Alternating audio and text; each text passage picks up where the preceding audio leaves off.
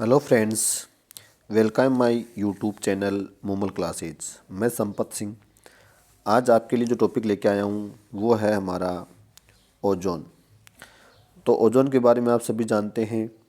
इससे जुड़े हुए जो क्वेश्चन है वो भी कई कम्पिटिटिव एग्ज़ाम में जो है वो पूछे जाते हैं। तो आज इससे जुड़े हम कई सारे फैक्ट्स के बारे में बात करेंगे। तो चलो शुरू करते हैं आज का वीडियो। तो सबसे पहले बात करें हम ओजोन के सूत्र की, फॉर्मूला। तो ओजोन का फॉर्मूला आप सभी को पता होगा। ओजोन का फॉर्मूला होता है O3। O3 तो ये होता है ओजोन का फॉर्मूला। दूसरी बात आपको ध्यान रखनी है कि ओजोन एक विषैला पदार्थ है या विषैली गैस है, या ओजोन विषैला होता है, घातक विष होता है। लेकिन हम भाग्यशाली हैं कि ये जो परत है वो हमसे काफ़ी किलोमीटर दूर है पृथ्वी की सतह से, इसलिए हमें इसका कोई नुकसान झेलने को लिए नहीं मिलता है। हमको सिर्फ इससे फ़ायदे ही होते हैं। ओजोन परत को आप बताइए, ओजोन को हम आम भाषा में सुरक्षा छतरी भी कहते हैं। इसे सुरक्षा छतरी के नाम से भी जाना जाता है। क्यों जाना जाता है? क्योंकि ये सूर्य से आने वाली जो घातक पराबैंगनी या अल्ट्रावायलेट जो किरणें होती है उससे हमारी रक्षा करती है, इसलिए इसको सुरक्षा छतरी भी कहते हैं। ओजोन मंडल है, ओजोन जो है वो समताप मंडल में पाई जाती है। समताप मंडल जहाँ टेम्परेचर इकसार रहता है, सेम रहता है, इक्वल रहता है, तो ओजोन जो है वो आपकी समताप मंडल में पाई जाती है। नेक्स्ट काफ़ी इंपॉर्टेंट लाइन है हमारी, ओजोन की जो मोटाई है उसको हम किस में मापते हैं? तो ओजोन की जो मोटाई उसको डोप्सन यूनिट में मापी जाती है। इसका ध्यान रखना आपको, काफ़ी इंपॉर्टेंट क्वेश्चन हो सकता है कि ओजोन की जो मोटाई वो किस यूनिट में मापी जाती है? तो डोप्सन यूनिट में मापी जाती है। नेक्स्ट बात करेंगे हम। तो नेक्स्ट हमारा बिंदु रहेगा कि ओजोन परत का पतली होना, उसका झीणा होना, झीनी होना, उसकी सतह का पतला होना, उसको हम आम भाषा में कहते हैं ओजोन परत में क्या हो गया है? छिद्र हो गया है, यानी ओजोन होल के नाम से जाना जाता है। ओजोन छिद्र के नाम से हम उसको पुकारते हैं। नेक्स्ट हम बात करेंगे कि ओजोन परत से जुड़ा हुआ जो प्रोटोकॉल है। आपको पूछ ले एग्जाम में कि ओजोन से जुड़ा हुआ कौन सा प्रोटोकॉल है, तो आपको ध्यान रखना है मॉन्ट्रियल प्रोटोकॉल जो है वो ओजोन परत से जुड़ा हुआ है। मॉन्ट्रियल प्रोटोकॉल किससे जुड़ा हुआ है? ओजोन परत से जुड़ा हुआ है। नेक्स्ट बात करेंगे हम कि ओजोन परत आपको कहाँ मिलेगी। तो ये समुद्र तल से अगर मैं इसको देखूंगा तो समुद्र तल से 32 से लेकर 80 किलोमीटर तक की ऊंचाई तक आपकी ओजोन परत मिलती है। तो समुद्र तल से 32 से लेकर 80 किलोमीटर तक की ऊंचाई पर आपको ओजोन परत मिलती है। अगर बात करें ध्रुवों पर, अगर हम बात ध्रुवों पर करें, ध्रुवों से अगर इसको मापें तो ओजोन परत मात्र 8 किलोमीटर की ऊंचाई पर ही आपको मिल जाती है। तो ध्रुवों से 8 किलोमीटर की ऊंचाई पर ही ये क्या होती है? स्थित होती है। नेक्स्ट बिंदु की बात करें तो ओजोन परत जो आप सभी को पता है कि ultraviolet UV rays, ultraviolet किरणें यानी पराबैंगनी किरणें के साथ साथ आपको ध्यान रखना है कॉस्मिक किरणें का भी ये क्या कर लेती है? अवशोषण कर लेती है, इसको यूज कर लेती है, और इसी से इसका निर्माण होता है। तो ये इसको यूज़ करके अपना निर्माण कर लेती है, और साथ में हमको इनसे क्या कर लेती है? सुरक्षा दे देती है, हमको इससे कोई नुकसान नहीं होने देती है। ओजोन जो है वायुमंडल में जो ऑक्सीजन होती है उस पर अल्ट्रावायलेट किरणें का प्रभाव से क्या होती है? ओजोन उत्पन्न होती है। कैसे? कि जो O2 है, ये ऑक्सीजन हमारा अणु है, ये क्या होता है कि टूटता है किसकी उपस्थिति में? अल्ट्रावायलेट किरणों की उपस्थिति में। इसमें एनर्जी ज़्यादा होती है, तो ये O और O परमाणुविक ऑक्सीजन बन जाती है। ये परमाणुविक ऑक्सीजन किसी आणविक ऑक्सीजन की से क्रिया कर लेती है, और ये बन जाता है आपका O3 बन जाता है।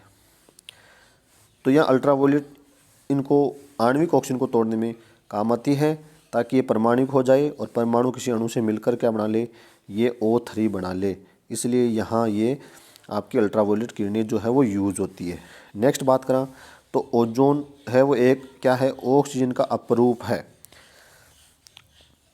जैसे कार्बन के अपरूप होते हैं हीरा, ग्रेफाइट, फुलरिन, उसी प्रकार ओजोन जो है वो ऑक्सीजन का अपरूप है।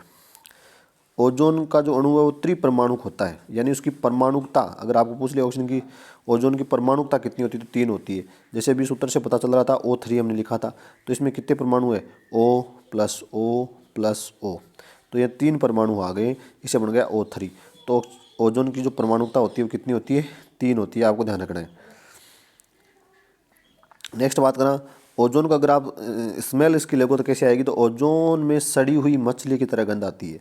वैसे लिए वैसे, लेकिन अगर इसको सूंघा जाए, इसमें लिया जाए, तो ओजोन में सड़ी हुई मछली की तरह क्या आती है, गंध आती है, जो काफ़ी बेकार लगती है। नेक्स्ट बात करें आप, तो ओजोन जो है, ओजोन गैस सूर्य से आने वाली अल्ट्रावायलेट किरणों को पृथ्वी की सतह से आने से रोकती है। ठीक है, ये आपको पता होगा। समुद्र तल से आप 25 किलोमीटर की ऊंचाई पर जाओगे तो ओजोन की सांद्रता आपको क्या मिलेगी, अधिकतम पाई जाएगी। तो समुद्र तल से 25 किलोमीटर की ऊंचाई पर ओजोन की जो सांद्रता वो क्या होती है, ज़्यादा होती है। वैसे इसकी जो हाइट है वो कहाँ तक मिलेगी, अभी हम बात कर रहे थे। वो हाइट मिलने वाली आपको ये रही 32 से 80 किलोमीटर, 32 से 80 किलोमीटर ओजोन परत होती है कुल मिला के समुद्र तल से। लेकिन बात करें सांद्रता की, तो सांद्रता जो आपको कहाँ मिलेगी, समुद्र तल से 25 किलोमीटर की ऊंचाई पर जब अधिकतम इसकी पाई जाती है। अगली बात करें तो ओजोन जो है वो चांदी के चमक को क्या कर देती है, काला कर देती है। तो ओजोन जब चांदी से टकराती है तो उसे रिएक्शन करके उसकी चमक को ख़राब कर देती है, उसकी चमक को क्या कर देती है, काला कर देती है। अब ओजोन का क्या फ़ायदा है, हमारे दैनिक जीवन में क्या यूज़ कर सकते हैं। तो ओजोन एक कीटाणुनाशक है, कीटाणुओं को नष्ट करने में, जल को साफ व शुद्ध करने में, हवा को साफ प्योरीफाई या शुद्ध करने में इनका यूज होता है। साथ में तो हमारे खाद्य पदार्थ होते हैं उनको सड़ने से बचाने में भी ओजोन यूज होती है, और कृत्रिम रेशम यानी आर्टिफिशियल फाइबर बनाने में भी इसका यूज होता है। अब कुछ इफ़ेक्ट्स के बारे में बात करते हैं। CFC यानी क्लोरोफ्लोरोकार्बन, CFC क्लोरोफ्लोरोकार्बन्स का एक अणु ओजोन के 1 लाख अणुओं को नष्ट करने की क्या रखता है, क्षमता रखता है। तो ये काफ़ी सबसे ज़्यादा जो ओजोन परत को नुकसान पहुंचाता है वो CFC ही पहुंचाता है, क्लोरोफ्लोरोकार्बन ही पहुंचाते हैं। एक अणु 1 लाख ओजोन के अणुओं को क्या कर देता है, नष्ट कर देता है। नेक्स्ट बात करा, ओजोन परत में सर्वप्रथम जो छिद्र यानी होल है वो कहाँ देखा गया था, उत्तरी गोलार्ध में, अंटार्कटिका के ऊपर, उत्तरी गोलार्ध में जो क्षेत्र है अंटार्कटिका में, वहाँ देखा गया था। क्योंकि ओजोन जो परत है वो नष्ट करने की जो जितनी भी जो अभिक्रियाएं होती है वो निम्न टेम्परेचर पर होती है। आपको पता है दूर मुँह पर बर्फ़ जमी हुई है, टेम्परेचर माइनस में रहता है, इसलिए वहाँ इसकी परत ज़्यादा झीणी हो जाती है, ज़्यादा नुकसान वहीं होता है। वहाँ आपको पता होगा कि निम्न टेम्परेचर में इसकी अभिक्रिया संपन्न होती है, इसलिए वहाँ जो ध्रुवों पर टेम्परेचर माइनस में रहता है तो -60 डिग्री पर अभिक्रिया तीव्र हो जाती है और इसके अणुओं को नष्ट करने लगती है। नेक्स्ट बात करें तो ओजोन परत CFC11, CFC12 है, CFC22 chlorine, bromine, fluorine, methane, N2O nitrous oxide जिसको लाफिंग गैस कहते हैं, आदि से इसको क्या होता है, नुकसान होता है। अब बात करा कि ओजोन परत इसी प्रकार नुकसान होता रहा तो आने वाले समय में हमको किस प्रकार के दुष्प्रभाव झेलने पड़ेंगे। तो पहला हमारा है शरीर की प्रतिरोधक क्षमता क्या हो जाएगी, कम हो जाएगी। जब हमारा इम्यून सिस्टम कम हो जाएगा तो संक्रामक जो बीमारियों का खतरा क्या हो जाएगा, बढ़ जाएगा। नेक्स्ट, मनुष्य के शरीर की जो त्वचा है कि ऊपरी कोशिकाएं क्या होने लगेगी, नष्ट होने लगेगी। त्वचा कैंसर की संभावनाएं बढ़ जाएगी। ये अल्ट्रावायलेट जो किरणें होती हैं आंखों में सूजन लाती है, घाव करती है, मोतियाबिंद करती है। तो इन सभी जो इस प्रकार के रोग है वो आंखों से जुड़े हुए जो प्रॉब्लम्स है वो बढ़ने लगेगी। समुद्री खाद्य श्रृंखलाएँ वो नष्ट होने लगेगी। फोटोसिंथेसिस यानी प्रकाश संश्लेषण क्रिया मंद हो जाएगी, धीमी हो जाएगी, लगभग कम होने लगेगा फोटोसिंथेसिस, जिससे उत्पादकता में कमी आएगी। और साथ में वनस्पतियाँ नष्ट हो जाएगी और मौसम और जलवायु में परिवर्तन आ जाएगा, वो भी क्या हो जाएगी, प्रभावित हो जाएगी। तो ये था आपका आज का जो टॉपिक हमारा ओजोन के बारे में। तो thank you for watching. Channel पर नए हो तो सब्सक्राइब कीजिए, वीडियो को लाइक कीजिए, कमेंट्स कीजिए। धन्यवाद।